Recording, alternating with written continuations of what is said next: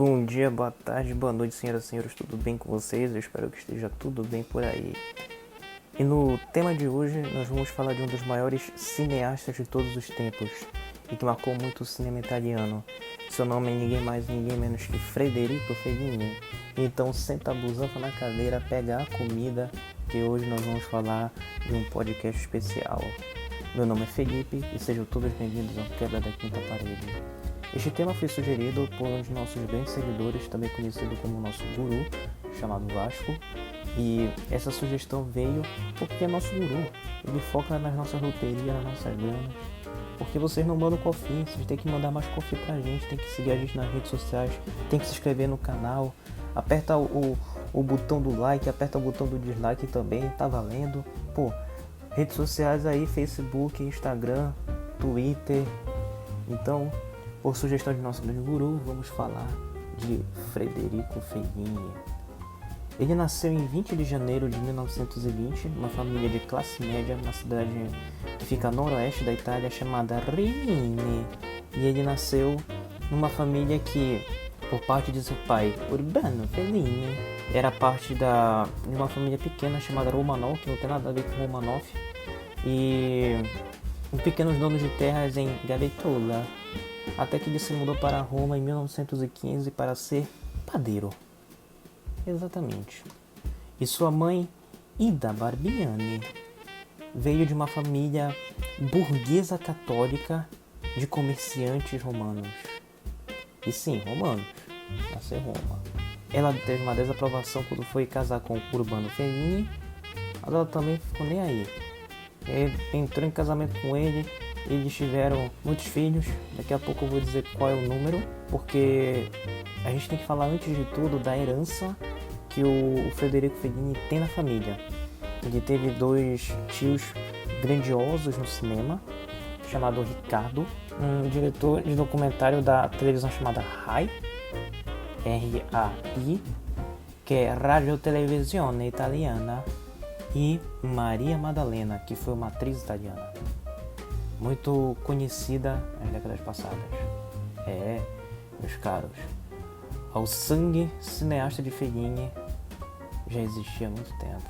O número de irmãos que Federico Fellini teve foi de exatamente 2. Esses irmãos também foram ligados pelo cinema, por incrível que pareça. E já em 1924 ele iniciou a escola primária no instituto que fica na cidade de São Vincenzo, também que é em Rimini. E depois de um tempo, o que aconteceu foi que Federico, começou a escrever em revistas populares com temas infantis. E era a respeito de desenhos famosos de HQs. Dentre eles, Winsor McCay, George Manos e Frederick Burr Open. E é daí que o interesse pelas artes de Federico Fellini começou. Ele fez em 1929 amizade com Luigi Tittavenzi, que foi um advogado muito proeminente nessa cidade. Também ele foi um modelo para o jovem Tita no filme Amarcord, de 1973, digamos. Corrija-me aqui. Nessa época, o que estava brotando na Itália? Isso mesmo, o fascismo. Il fascismo italiano, de Benito Mussolini. E eles viraram membros do fascismo. Era um grupo jovem chamado Avanguardista, formado só por homens. Ou seja, algo que no Brasil era equivalente a um movimento chamado de integralismo, que foi existir tempos depois. E bem, passando já um tempinho, ele vai para Roma em 1939, onde ele começa Direito na Universidade de Roma para satisfazer seus pais. O biógrafo Hollis Alpert escreve que não tem nenhum vestígio, não tem nenhuma prova que ele atendeu às classes, ou seja, gazetou, não participou das aulas. E ele, nossa, até na pesquisa eu coloquei aqui a palavra, desculpe meu italiano, você pode estar achando chato, mas acho lindo. Ele se instalou em uma famiglia pensione. Então ele encontrou um outro amigo que é de longa data, que era o pintor Rinaldo Gelengue. E aí, cara, com essas discussões entre o pintor, né, suas conversas sobre o significado da arte, mais do que nunca ele entrou no cinema, porque ele percebeu, não somente pelos seus parentes, né, que foram também cineastas e atores, ele percebeu que mais do que nunca era aquilo que ele queria fazer de coração. Pra você ter noção, quando ele foi escrever numa revista de quadrinhos, como ele escrevia, né, na sua infância, deram um emprego para ele entre 1939 e 1942. E ele interagiu com escritores, roteiristas. Então, era basicamente questão de tempo até ele se tornar um grande cineasta. E bem, adiantando aqui algumas coisas, em termos de carreira, ele começou já em 1940 a sua longa data para os seus filmes, né? O primeiro crédito que ele teve foi no filme de Mario Mattoli, chamado Il Pirata Sono Io, ou em inglês The Pirate's Dream. E a partir disso, ele nunca mais saiu dessa vida. Cara. E ainda ele descobriu, nessa época de início, um livro que para mim é um dos melhores livros de todos os tempos, chamado A Metamorfose, de Franz Kafka. Quem ainda não leu, pode ler nesse final de ano. É um livraço, quer dizer, se você conseguir terminar no final de ano, não vai estar bem. E a partir daí o Fellini conseguiu se desenvolver muito em termos de sua carreira. Daí ele nunca mais parou, de fato. Ele, em 1942, foi mandado para a Líbia, porque ela era ocupada pelo exército fascista, para trabalhar num roteiro chamado de Il Cavaliero del Deserto, ou Knights of the Desert, que foi dirigido por Osvaldo Valente e Gino Talamo. E aí ele foi bem recebido com um assignment que garantiu a ele para segurar uma outra extensão para o seu rascunho. A gente tem muito dessa coisa em termos de roteiro. Você tem que sempre que você manda o seu roteiro, você manda a sua first draft, por mais que você tenha escrito mais de 20 vezes. Algo que o Fellini fez nessa época para segurar isso e fez uma pesquisa para que ele pudesse escrever outra. Fascistas só aceitavam uma, que coisa. Aí a respeito disso também, né, quando ele foi para a Líbia, é que ele descobriu que a sua ideologia fascista, o seu amor pelo fascismo, depois se tornou político, porque ele simplesmente se decepcionou. Essa foi a grande resposta. Ele simplesmente se decepcionou pelo fascismo, porque ele foi para a África, né, foi para o norte da África, para ver como estava acontecendo a guerra. E bem, estava acontecendo muito mal para a Itália. E isso o influenciou muito a se tornar apolítico, né? Termo que quem não sabe, quem tem antipatia com afiliações políticas. E com isso ele parou de seguir Mussolini, parou de seguir qualquer coisa relacionada a isso. E ele se tornou neorrealista nos anos seguintes. Os seus filmes iniciais já falavam sobre a questão da comédia, mas só que era uma comédia mais voltada de uma forma profunda, né? E sempre teve dessa questão de tornar as coisas de uma maneira mais profunda, por mais que existiam elementos dramáticos, como existiam em filmes clássicos americanos desta época. O Fellini abordava muito bem esse tipo de tema. Um deles, do qual eu vou falar depois, é La Dolce Vita, The Sweet Life, ou The Good Life. E assim, ele sempre retratava em temas muito mais... Quer dizer, não todos os seus filmes, mas muitos dos seus filmes ele tratava justamente sobre questões mais hollywoodianas, mais aquela questão de fama, mais aquela questão do tipo uma pessoa bem famosa. E ele sempre pautava as suas questões, até mesmo apolíticas, como ele foi declarado tempos depois, nesses filmes.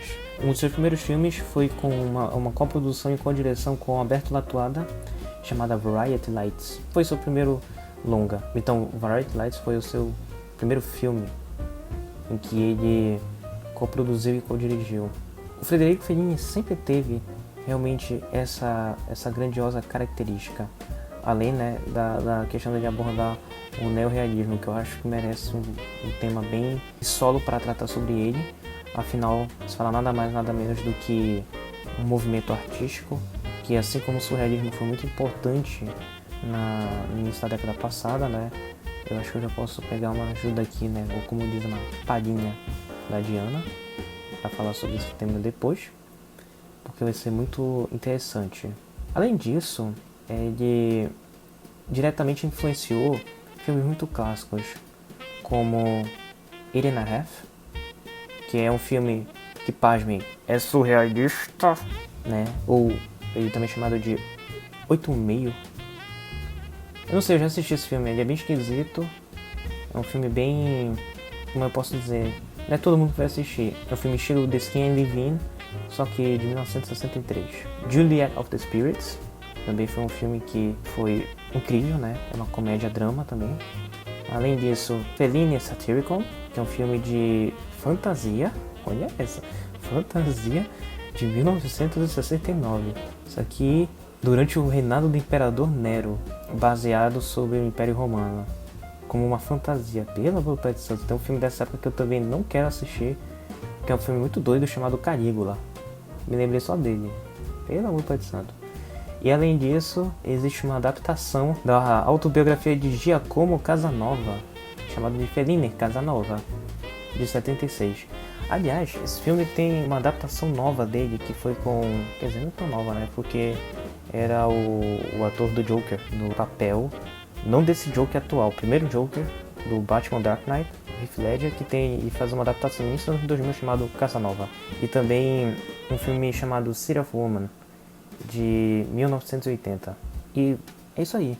Os filmes dele eram muito característicos nisso e eram muito parecidos com filmes que bebiam um pouco da fonte de Hollywood, só que com a Itália, né, como background. Um dos filmes principais dele que eu assisti, pra mim uma das grandes obras de todos os tempos, é justamente La Dolce Vita. La Dolce Vita ganhou Palma de Ouro na época no Festival de Cannes de 1960 e o Oscar melhor roupa, né, Best Costumes. Só esse Oscar, cara, deveria ter ganho mais.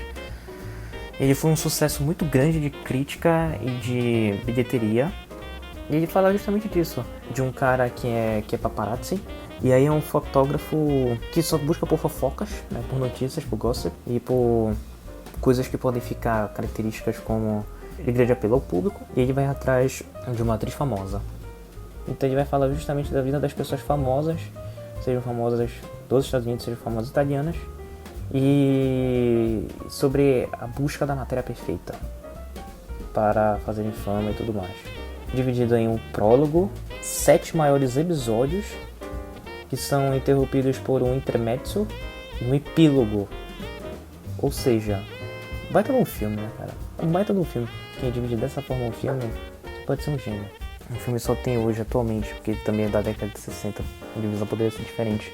Eu gosto da estrutura de filme. Ela basicamente ela é única, né? Foi feita pelo Federico Fellini. É uma estrutura de filme que quase não se segue nos dias atuais e quase não se seguia naquela época, porque o cinema italiano é um cinema bem específico, apesar de ser bem famoso.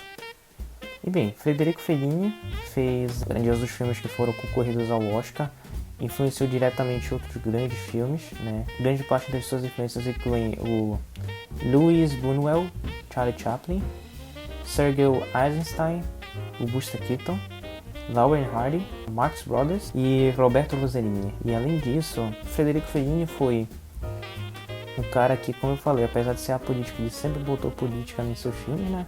Ele sempre botou, assim, não de uma forma escancarada, mas ele botava sempre de uma forma, sabe, bem de uma forma secreta, né, em todos os seus filmes. Além disso, sexualidade, ele sempre botava também, um tema muito comum nessa época dos filmes dele. Isso eu tô falando de década de 70 já, às vezes passado 20 anos após o racismo italiano. E também a nostalgia de um tempo que provavelmente nunca existiu em sua vida e que provavelmente você não sente de verdade, mas há esse sentimento pela nostalgia, né? E o Federico Fellini aborda muito bem isso. É como, sei lá, se você escutasse lo-fi hip hop atualmente e você se remetesse aos anos, sei lá, 80, sabe? E é isso que ele fazia em seus próprios filmes. E além disso, né, os seus últimos projetos foram acontecer lá na década de 80 e lá na década de 90. Ele ganhou o Golden Lion por todo o seu desenvolvimento cinematográfico italiano. Ele fez uma adaptação de um filme do Franz Kafka chamado América, que é com K. E o nome desse filme ele é América, mas quem quiser pesquisar depois tem um livro chamado The Man Who Disappeared, The Missing Person and the Lost in America. É uma novela incompleta do Franz Kafka que o Fellini conseguiu adaptar. Que aliás acho que é um dos últimos filmes dele e é um filme muito bom. É um filme muito bom mesmo. Ele ganhou o prêmio de Cannes também, né? Ele ganhou um prêmio especial do aniversário de 40 anos do festival. E também ganhou o Festival Internacional de Moscou com o prêmio de ouro.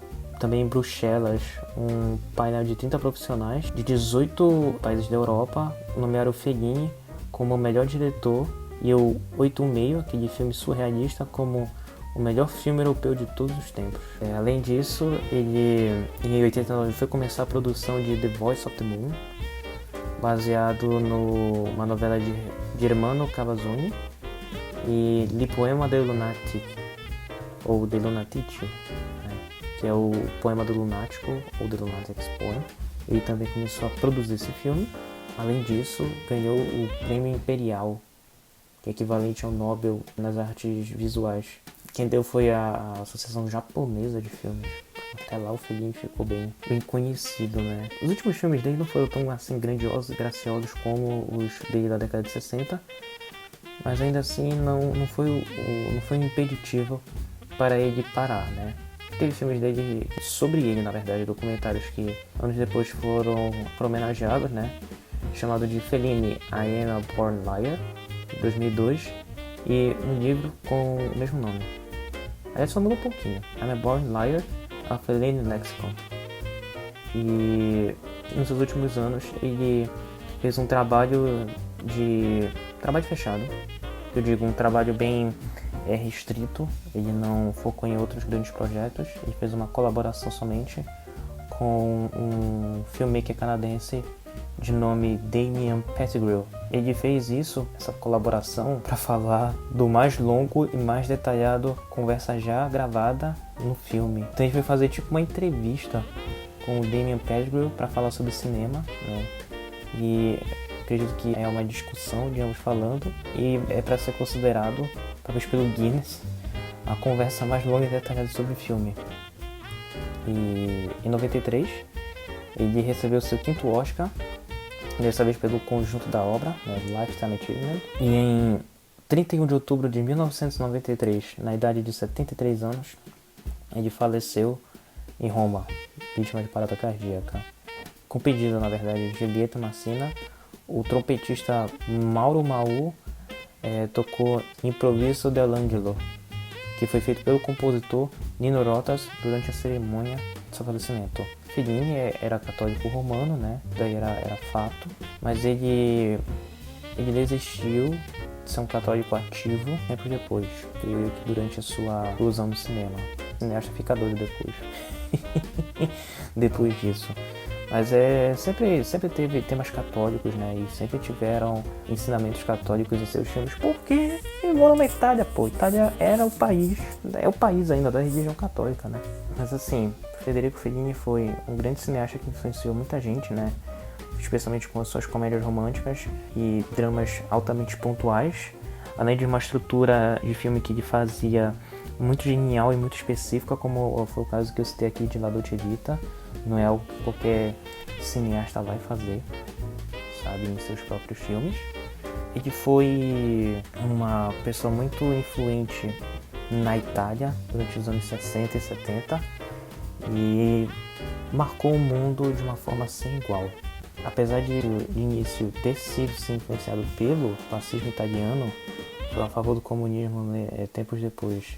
Claro, toda a sua questão apolítica era, na verdade, mais do que nunca uma desculpa para retratar grandes temas que ficaram sobressalente na Itália. Isso é uma coisa que faz muita falta ainda no cinema de hoje. Que por mais que haja uma comédia romântica, ele não consegue retratar de uma forma tão real, tão profunda quanto os filmes de Fellini. E isso vai fazer uma grande falta, né? Isso faz uma grande falta até hoje. O cinema italiano, de uma forma geral, faz uma grande falta, né? Fellini era um dos encabeçadores desse grande cinema que marcou uma época inteira, né? E que influenciou muitos outros cineastas. Então é isso, meus caros. Esse foi o episódio de hoje. Eu espero que tenham gostado, né? Faltou ainda explicar muitas coisas, mas o tempo é curto, somos tão jovens. Ainda não escutou, o povo português que ainda não escutou, escutem uma música chamada Tempo Perdido do Legião Urbana. Ótima recomendação. Mas ainda assim, espero que realmente tenham gostado desse episódio. Qualquer coisa, deixem críticas, deixem seu like. Muito obrigado mais uma vez por escutarem. Tenha um bom dia, uma boa tarde, uma boa noite. Tchau!